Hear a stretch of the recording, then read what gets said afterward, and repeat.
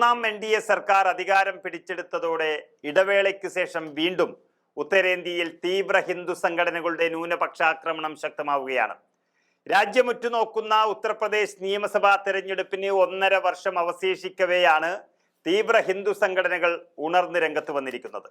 രാജ്യത്ത് ഭൂരിപക്ഷങ്ങൾ വലിയ അപകടത്തിലാണെന്ന വ്യാജ പ്രചരണത്തിലൂടെയാണ് ഇക്കഴിഞ്ഞ തെരഞ്ഞെടുപ്പുകളിലൂടെയെല്ലാം UP-യിൽ BJP വിജയിച്ചു കയറിയത്.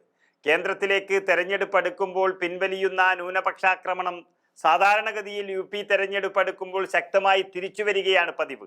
ആ പതിവ് ഇക്കുറിയും തെറ്റിച്ചിട്ടില്ലെന്ന് തെളിയിക്കുന്ന റിപ്പോർട്ടുകളാണ് പുറത്തുവരുന്നത്. അതായത് മൊറാദാബാദിൽ മുഹമ്മദ് ഷഹീദീൻ ഖുറേഷി എന്ന ഇസ്ലാം മതവിശ്വാസി കൊല ചെയ്യപ്പെട്ടതാണ് ഏറ്റവും ഒടുവിലത്തെ കേസ്. പശുവിനെ കൊന്നുവെന്നാരോപിച്ച് ജയ് ശ്രീറാം വിളികളോടെ പാഞ്ഞെടുത്ത അക്രമിക്കൂട്ടം ഖുറേഷിയെയും സുഹൃത്ത് മുഹമ്മദ് അദ്നാനെയും ക്രൂരമായി ആക്രമിച്ചു. ഖുറേഷിക്ക് ക്രൂരമായ മർദ്ദനങ്ങളാണ് നേരിടേണ്ടി വന്നത്. ആശുപത്രിയിൽ എത്തിക്കുന്നതിന് മുൻപ് തന്നെ ഈ യുവാവ് ജീവൻ വെടിഞ്ഞുവെന്നാണ് പോലീസ് റിപ്പോർട്ടിൽ പറയുന്നത്. ഇതിന് പിന്നാലെ പശു സംബന്ധിച്ച ആക്രമണങ്ങളെക്കുറിച്ച് ഞെട്ടിക്കുന്ന പല കണക്കുകളും പുറത്തു വന്നു.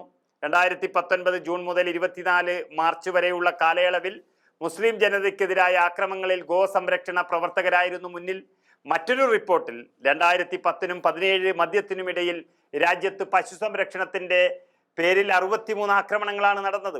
28 പേർ കൊല്ലപ്പെട്ടതിൽ 24 പേർ മുസ്ലിങ്ങളായിരുന്നു എന്നതാണ് ഞെട്ടിക്കുന്ന വസ്തുത. ഇക്കാലയളവിൽ 124 പേർക്ക് പരിക്കേൽക്കുകയും ചെയ്തിട്ടുണ്ട്.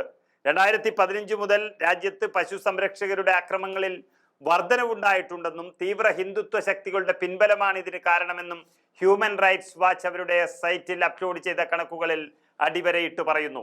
പശുവുമായി ബന്ധപ്പെട്ട ആക്രമണങ്ങൾ 2011 ആൾക്കൂട്ട കൊലപാതകങ്ങളുടെയോ ഇതരാക്രമണങ്ങളുടെയോ വിഹിതത്തിന്റെ 5% 2017 20% ഉയർന്നുവെന്നും വർഗീയ ധ്രുവീകരണങ്ങൾ ലക്ഷ്യമാക്കി പ്രവർത്തിക്കുന്ന സംഘടനകൾ ഈ രാജ്യത്ത് ശക്തമാകുന്നതിന്റെ തെളിവുകളാണിതെന്നും സംഘടന ചൂണ്ടിക്കാട്ടുന്നു. പശുവിനെ കൊന്നതിന് പ്രതികാരമായി മനുഷ്യനെ ഉന്മൂലനം ചെയ്യുക എന്നതാണ് ഇന്നത്തെ കാലഘട്ടത്തിന്റെ ഉത്തരേന്ത്യൻ രാഷ്ട്രീയം. 2011 അക്രമങ്ങളിൽ പശു കാരണമായുള്ളത് 5% നിന്നാണ് ഇപ്പോൾ 15% വർധനവുണ്ടായത്. ഗോസംരക്ഷകരുടെ എണ്ണം വർദ്ധിക്കുന്നതും അതിന്റെ പേരിൽ അതിക്രമം പല കോണുകളിൽ പൊട്ടിപ്പുറപ്പെട്ടതിലും സുപ്രീം കോടതിയും ഉത്കണ്ഠ രേഖപ്പെടുത്തുന്നു. ആൾക്കൂട്ട അക്രമത്തിന്റെ അപകടങ്ങളും അത് ഇന്ത്യയുടെ മതേതര ഘടനയെ എങ്ങനെ ബാധിക്കുന്നുവെന്നും ജുഡീഷ്യറി വീണ്ടും ഓർമ്മപ്പെടുത്തുന്നു. കൊല്ലപ്പെട്ട ആൾക്കെതിരെ FIR ഫയൽ ചെയ്ത മൊറാദാബാദ് പോലീസിന്റെ നടപടി ഇന്ത്യയുടെ നിയമപാലക സംവിധാനങ്ങളിൽ പോലും ആഴത്തിൽ വേരൂന്നിയ പക്ഷപാതത്തെയും ഹിന്ദു തീവ്ര ദേശീയ പ്രത്യയശാസ്ത്രത്തെയും പ്രതിഫലിപ്പിക്കുന്ന ഒരു സംഭവമാണ്. നിയമത്തിന്റെ സംരക്ഷകരും നിയമം സ്വയം നിർമ്മിച്ചവരുമായ ഒരു സംഘം നിയമം കയ്യിലെടുക്കുമ്പോൾ പോലീസും താഴേക്കിടയിലുള്ള കോടതികളും മൗനത്തിൽ തന്നെ തുടരുകയാണ്.